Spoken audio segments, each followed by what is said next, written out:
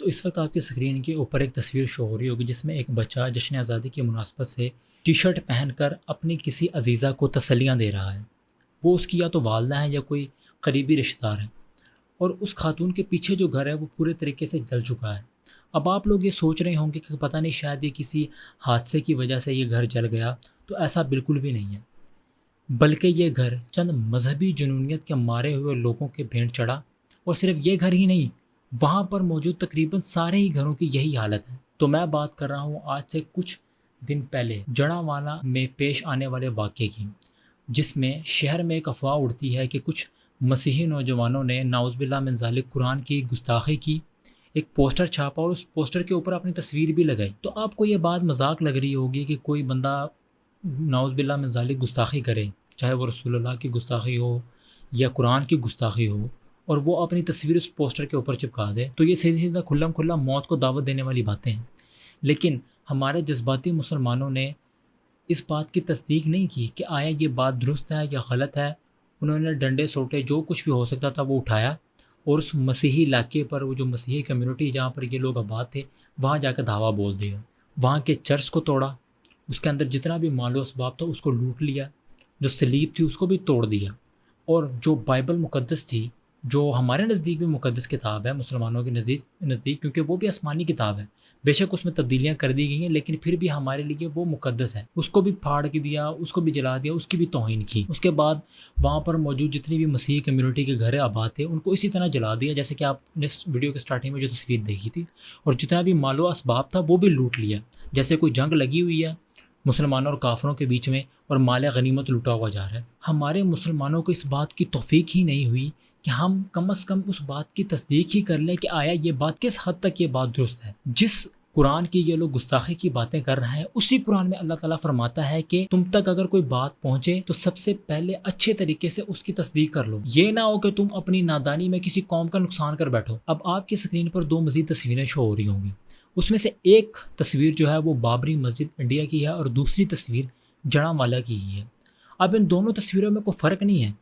वहाँ पे जब इंडिया में बाबरी मस्जिद के ऊपर इन लोगों ने कब्ज़ा किया हिंदुओं ने, तो वो भी इसी तरह मस्जिद के ऊपर चढ़ गए, उन्होंने वहाँ जाके गुंबद शुंबद तोड़ दी है, वैसे ही गुस्ताखी की जैसे कि हमारे यहाँ जड़ावाला में चर्च की गुस्ताखी की। अब इन दोनों तस्वीरों के लोगों में भी कोई फ़र्क नहीं है, दोनों मजहबी जुनूनियत के मारे हुए हैं, दोनों को उनके उलमा ने, पंडितों ने, और हमारे यहाँ जो हमारे उलमाए कराम हैं उन्होंने मुसलमानों की जो जिस तरीके से उनके जहन के अंदर नफ़रत भरी हुई है, सिर्फ काफिरों के ख़िलाफ़ ही नहीं बल्कि अपने मुसलमान भाई जो किसी दूसरे फ़िरके से ताल्लुक़ रखते हैं उनके बारे में भी सेम टू सेम ऐसे ही नफ़रत पैदा की है, और उसका नतीजा आप लोगों के सामने है। तो बात आगे करने से पहले मैं आपको एक वीडियो दिखाता हूँ, पहले ये वीडियो देखें उसके बाद बात करते हैं।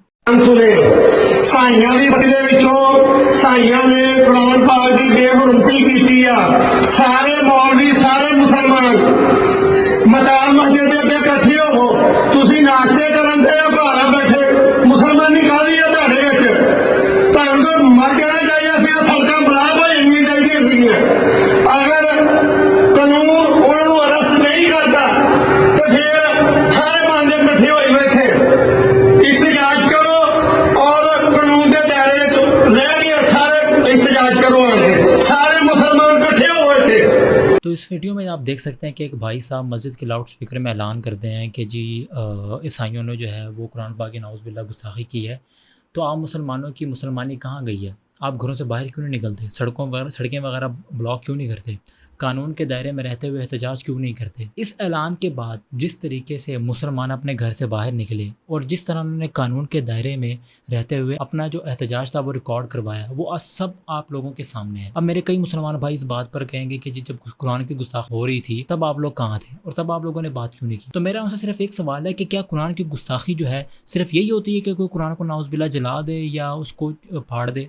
क्या ये कुरान की गुस्ताखी नहीं होती कि कुरान में जो कुछ लिखा हुआ है और हमारा मुसलमान उसको फॉलो ना करे, तो क्या ये कुरान की गुस्ताखी नहीं है? क्या इसी कुरान में नहीं लिखा हुआ कि जो बंदा नमाज नहीं पढ़ता वो काफिर है?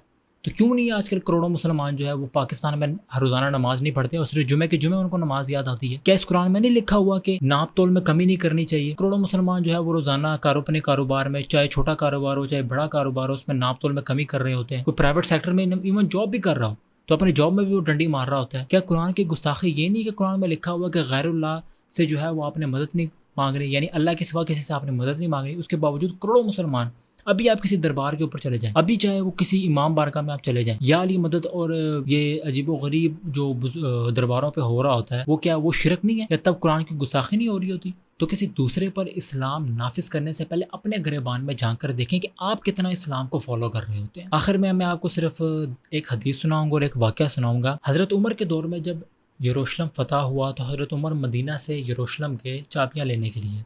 तो वहाँ पर वो एक चर्च में गए और उस चर्च के पादरी ने उनसे कहा कि आप यहाँ पर जब आपका नमाज का टाइम हो गया है तो आप यहाँ पे अपनी नमाज़ अदा करें चर्च के अंदर ही।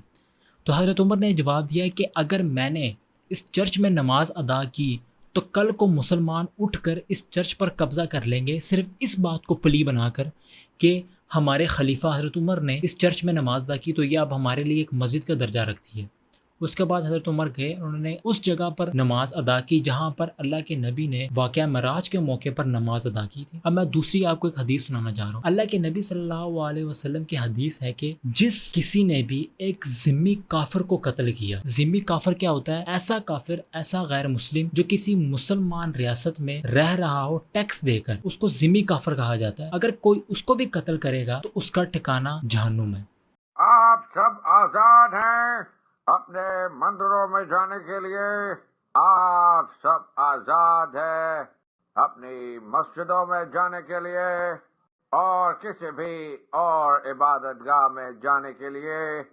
इस ममलकत पाकिस्तान में आपका ताल्लुक किसी भी मजहब, जात या अकीदे से हो, ममलकत का इससे कोई सरोकार नहीं।